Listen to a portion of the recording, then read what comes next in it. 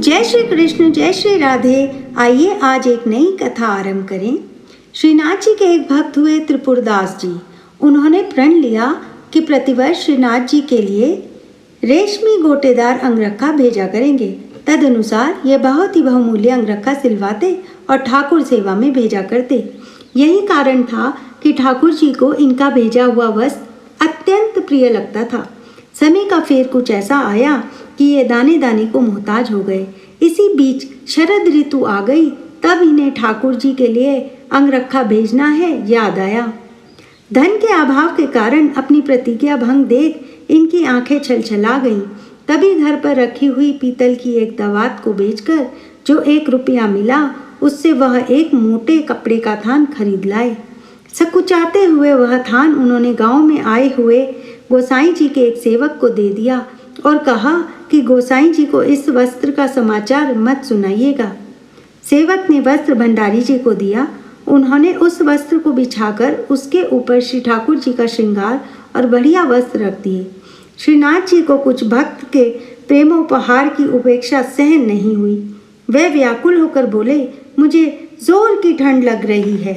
तब गोसाई जी ने तरह तरह के सुंदर वस्त्र ठाकुर जी के श्रीअंग पर उड़ाए, परंतु उनकी ठंड नहीं गई। अंगीठी जलाई, तरह तरह के प्रयत्न किए, सब कुछ करने पर भी जब ठाकुर जी की ठंड नहीं गई, तब गोसाई जी के ध्यान में आया कि किसी भक्त पर अनुग्रह करने के लिए प्रभु लीला कर रहे हैं।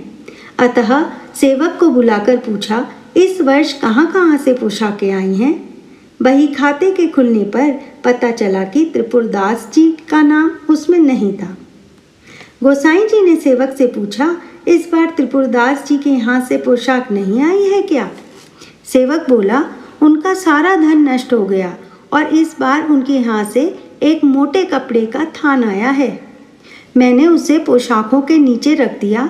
गोसाई जी जान गए कि प्रेम प्रवीण प्रभु तो भक्तों के भाव देखकर उनके प्रेमोपहार को सहर्ष स्वीकार करते हैं। उन्होंने आज्ञा दी, उस कपड़े को शीघ्र ले आओ। सेवक कपड़ा लाया।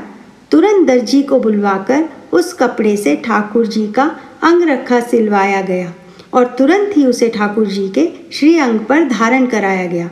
तब ठाकुर जी ने बड़े भाव में भरकर कहा, अब हमारा जाड़ा दूर हो गया। बोलो भक्त वत्सल भगवान की जय। मिलते हैं फिर एक नई कथा के साथ। राधे राधे।